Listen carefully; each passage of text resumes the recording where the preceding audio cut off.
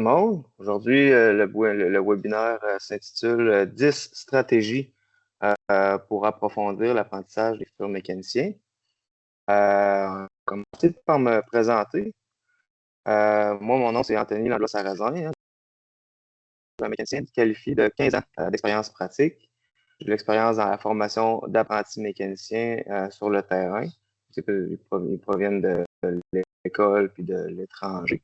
J'ai travaillé beaucoup sur le développement de méthodes de travail pour la gestion de tâches mécaniques complexes. Et puis, la mécanique des véhicules lourds, c'est ma passion.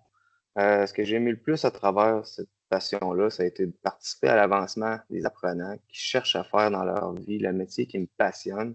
C'est exactement pour ça que je suis ici présentement chez Consulable. Cette présentation-là, elle a été construite en prenant en compte des échanges avec des enseignants, l'équipe de l'éducation de Consulable, et bien sûr des liens avec mes expériences personnelles. Je travaillais souvent avec des étudiants en stage fraîchement sortis des écoles, puis je vais faire des liens avec les sujets que j'amène. Le but de cette présentation-là, c'est pas de vous dire de faire ça d'une telle façon ou d'une autre. L'idée ici, c'est qu'on prenne un moment pour réfléchir à travers des exemples que je vous donne. Puis avec mes 10 stratégies, si je réussis à vous interpeller et vous faire réfléchir avec seulement 2 stratégies, pour moi, mon objectif va être atteint. N'hésitez pas, comme Megan a dit, de participer en écrivant des commentaires. Donc, depuis que je suis chez Consulable, j'ai eu à voyager, à visiter beaucoup d'écoles au Québec, au Canada en anglais et aux États-Unis. Le webinaire de ce mois-ci à ce sujet, il a été offert en 2 langues. Mon collègue Dick Krieger, il a fait une version anglaise pour des interlocuteurs majoritairement aux États-Unis. Et quand j'ai vu le résultat de sa présentation de son PowerPoint, j'ai tout de suite vu qu'il était peut-être un peu inapproprié pour l'audience du Québec. Je me suis retrouvé que là, je ne pouvais pas seulement traduire sa présentation et vous la présenter. Les enjeux sont bien trop différents. Là, puis, je vais commencer mon webinaire en parlant du pourquoi. Si on regarde aux États-Unis, les enseignants ils ont le libre choix des méthodes d'enseignement. Ils peuvent décider quelles notions approfondir, dans quel ordre, dans quels moyens ils peuvent faire tout ce qu'ils veulent, dans le fond. Là. Un enseignant méticuleux versus un enseignant un peu désordonné, ça peut faire une grosse différence par rapport à la qualité là, de ce que l'élève reçoit comme enseignement. Dans le modèle américain, le gouvernement n'intervient pas pour réguler ou pour égaliser les budgets des écoles, standardiser les pratiques. Les décisions budgétaires sont presque entièrement sous le contrôle des districts locaux, principalement via la taxation foncière. Donc, ce que ça fait, dans le fond, c'est que la richesse immobilière d'un quartier va influencer directement le budget de l'école qui est dans ce quartier-là. Un district riche va investir massivement dans des équipements, ils vont offrir des bien meilleurs salaires, ça va maintenir de petits groupes, les élèves vont accéder facilement à des certifications ASE. Donc, un district pauvre, lui, ben, il va avoir du matériel obsolète, limiter des programmes pratiques, parfois même renoncer à leur accréditation ASE. Donc, parce qu'ils n'ont pas les moyens d'atteindre ça. J'ai même vu des écoles qu'il y avait une partie des classes qui se faisaient directement à l'extérieur dans le stationnement parce qu'il n'y avait pas assez de place et pas assez de moyens. 2 écoles peuvent enseigner de façon complètement différente avec des approches pédagogiques opposées. Malgré tout ça, ils peuvent être considérés comme conformes. Au bout de la ligne, en autant que les étudiants réussissent les examens ASE, ils ont atteint leur but, dans le fond.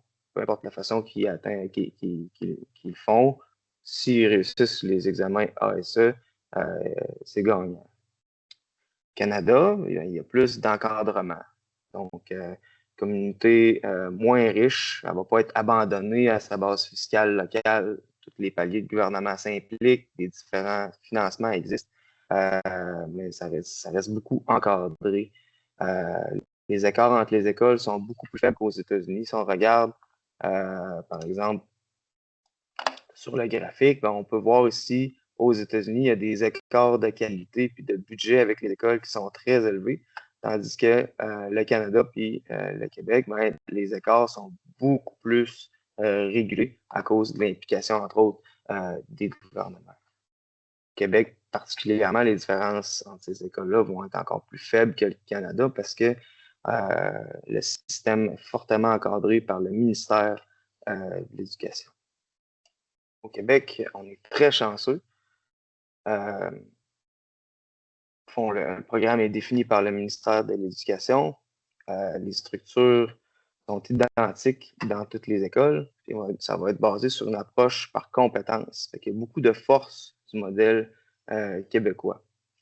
Les programmes scolaires sont de haute qualité, sont une référence au niveau international.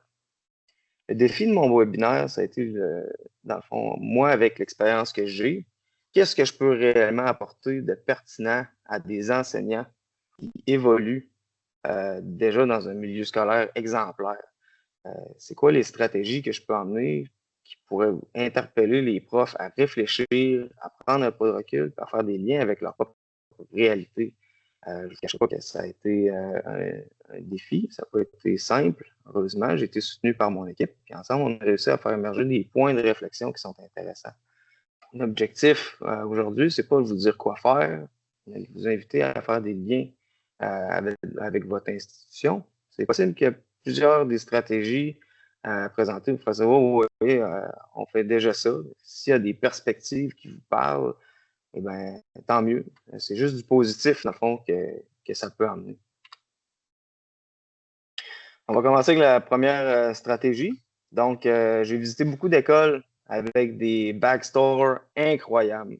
Les écoles sont grandes, il y a beaucoup d'espace d'arrangement. C'est fort probable qu'il y ait des pépites d'or oubliées quelque part.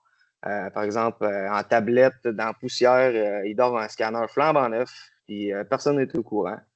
C'est stupide, ça devrait jamais arriver, mais ça arrive, puis c'est fréquent. Les écoles sont des grosses boîtes bureaucratiques, puis je suis certain que d'aller fouiller dans les recoins des storages, mais ce que personne ne va jamais, ou bien de demander à une personne ressource qui connaît ces secteurs-là, de vous guider là-dedans, vous allez probablement trouver là, plein de belles surprises là, qui peuvent être super pertinentes pour vos cours. On va parler un peu de Jean Martin ce matin, que ce soit consulable avec Jean Martin ou n'importe quel vendeur d'équipement que vous avez à l'école, là, peu importe l'équipement, que ce soit le pont roulant, un jack hydraulique, un outil de diagnostic, un banc moteur, du matériel didactique, etc., etc. Gardez en tête que chaque manufacturier qui a vendu l'équipement à votre école, ils ont l'intérêt que vous l'utilisez, votre équipement. N'hésitez pas, exploitez-les un peu, ces vendeurs-là. Demandez-leur la documentation de tout ce qui vous a vendu, par exemple, depuis 10 ans. Et puis, ça va lui faire plaisir là, de vous les donner. La plupart, ça va être possiblement gratuit. Puis, ça va offrir beaucoup, beaucoup de contenu facile à intégrer et très intéressant pour votre programme. Vous avez un équipement quelconque, c'est sûr qu'il existe un manuel d'opérateur, des procédures de maintenance qui peuvent certainement être livrées sur un plateau d'or à votre demande par les représentants des ventes. Cette pratique-là, ben, ça maximise les investissements que l'école a fait dans le passé, puis ben, c'est facilitant pour ceux qui les utilisent. Le soutien, hein, la solidarité. Rappelez-vous, les profs de mécanique, vous n'êtes pas seul. Vous n'êtes jamais seul. Essayez de participer à des événements comme l'AP1Q ou des compétitions skills ou par exemple des événements comme dernièrement, cet hiver, il y a eu l'ouverture du centre de formation CPA à Lévis. Il y avait vraiment beaucoup de monde. Ça a été un beau succès. Ça, c'est vraiment une bonne occasion de se rapprocher du domaine de l'éducation en général, faire plein de belles rencontres et créer un réseau de contacts. Souvent, les profs, ils vont penser qu'ils se retrouvent seuls avec leurs propres problèmes spécifiques. Vous commencez à discuter avec des enseignants ailleurs de vos enjeux ou d'un problème que vous avez à votre école, on trouve souvent un problème similaire ou même un problème pareil qui a été résolu d'une façon ou d'une autre. Ça se peut que dans une autre école, par exemple, à l'autre bout du Québec, qui ont eu une subvention là, de milliers de dollars pour régler ce problème-là, crime, ils sont prêts à vous la donner, la marche à suivre. Il suffit juste d'avoir un réseau là, pour pouvoir accéder à ce genre de marche à suivre. On va prendre un exemple que j'ai entendu parler. Le Canada a mis légal la marijuana. Puis à ce moment-là, ben, il y avait plein d'écoles qui commençaient à avoir des problèmes avec les élèves, avec les profs aussi. Tout d'un coup, tout le monde qui le souhaite, il y a une excuse pour pouvoir consommer. Il y a un prof à un moment donné, il dit, moi, là, j'ai une prescription là, du médecin, j'ai le droit de fumer le pot à cause de j'ai mal au dos ou ben une autre raison. Le monde des écoles, il se demandait, OK, c'est quoi la politique au travail? C'est quoi tout ça? Il y avait plein d'écoles qui capotaient. Il y avait même une école en Nouvelle-Écosse, il me semble, il y avait tout fait, la politique de A à Z. Ils ont appelé tout le monde, ils ont confirmé avec des avocats, avec les commissions scolaires, syndicats, tout. Ils avaient trouvé la réponse, eux autres. Puis après ça, ils ont été à un congrès national de profs de mécanique. Ça discutait beaucoup de ce sujet-là à ce moment-là. Puis ceux qui ont fait les manœuvres, ils ont dit tiens, je vous le donne, là. Tout est là. Voici la marche à suivre, la politique au complet, tout clé en main, c'est réglé. Nous, on a trouvé la solution. C'est au Québec, c'est sûr que là, il faut le traduire, mais les consultations ont déjà été faites. Donc, utiliser un réseau de contacts au Québec, au Canada, puis même aux États-Unis, ça peut avoir beaucoup d'avantages à ça. Si jamais vous avez besoin d'aide à trouver ça, ben, chez Consulable, ça va nous faire plaisir aussi. Parce que cette année, j'ai visité des écoles où le téléphone a été interdit en atelier. Je ne dis pas que vous devez faire ça ou que vous devez faire l'inverse. Dans tous les cas, je vais vous donner des exemples des deux bords. Il y a des écoles qui ont fait X, il y a des écoles qui ont fait Y, c'est correct. Les écoles qui l'introduisent, il y en a d'autres qui disent tant qu'avoir des élèves sur leur téléphone qui scrollent leur TikTok, aussi bien l'interdire. Il y a des places, même si c'est interdit, il y en a qui obligent les élèves à l'utiliser. Des fois, ils disent OK, aujourd'hui, ton activité, c'est que tu prends ton téléphone, tu prends des photos pendant que tu démontres ton différentiel, genre, et tu vas utiliser ces photos-là pour le remontage. Transformer leur réflexe de téléphone puis utiliser ça comme un outil de travail parce qu'au garage, on doit en prendre des photos. On doit chercher des vidéos YouTube pour voir d'avance comment le démontage de ce différentiel-là, ça se fait. Ça peut être une bonne pratique par rapport au téléphone. On peut aussi voir, OK, il y a un élève, durant sa job, il a pris 72 photos. Et puis il y en a un autre, il en a pris 3. Bon, lui, il en a pris 3, il dit au prof, moi, je connais ça par cœur. Écoute, j'ai pris des photos pour te faire plaisir, j'en ai pas besoin. Et l'autre, avec les 72 photos, il va dire, ah, moi, j'étais nerveux, je savais pas par où m'en aller, je trouvais peut-être, je voulais être sûr de ne pas me tromper, tu sais. Puis c'est intéressant pour communiquer avec les élèves, ça ouvre des sujets de discussion, puis ensuite de ça, la base, hein.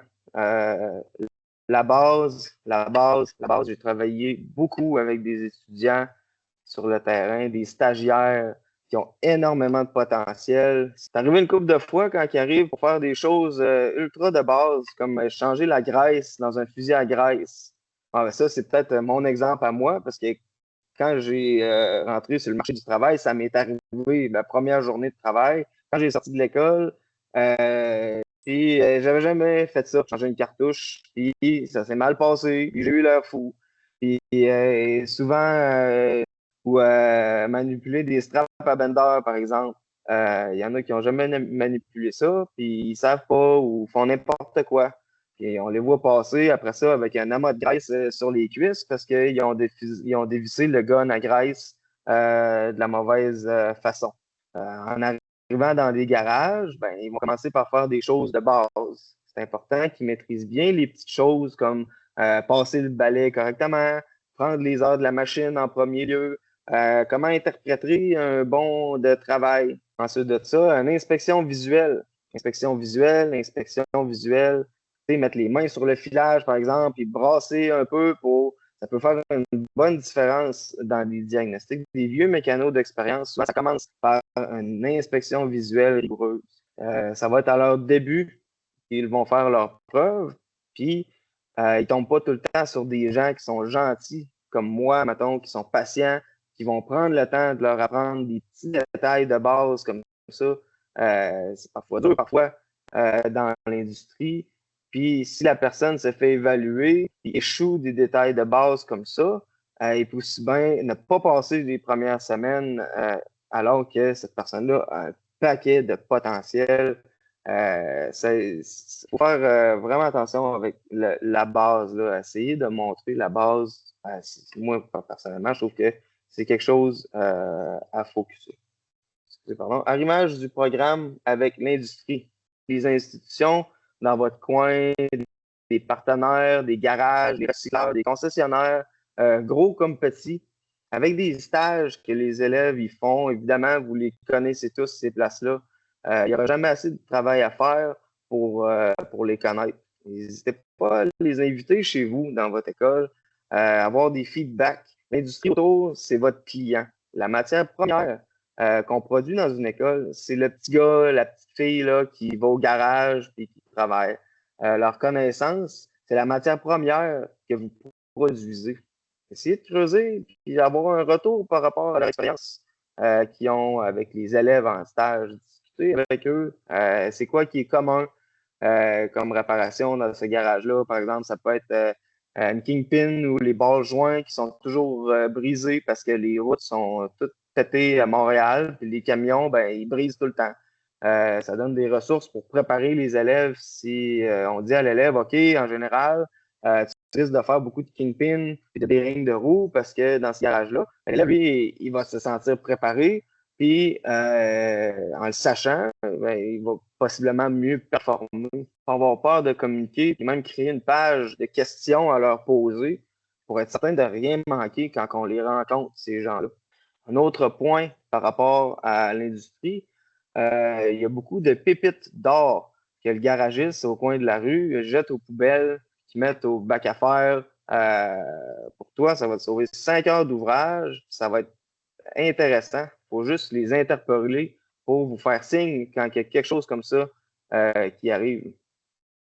Ça se peut que le garagiste il appelle et il dise ah, regarde, j'ai une transmission DT12, puis je viens juste de changer ça, puis le client, il ne veut pas, puis il n'y a pas de corps, puis c'est pas une garantie, donc j'ai une DT12 pétée.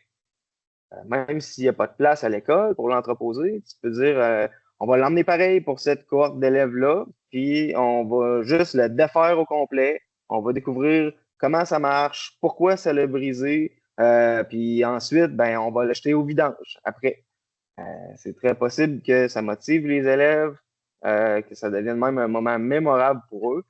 Savoir dans quel garage cette réparation-là est arrivée, ça ajoute de la valeur au cours, en sachant que c'est arrivé au garage Peterbilt à côté, là, ben c'est cool. Les élèves, ils vont se sentir interpellés.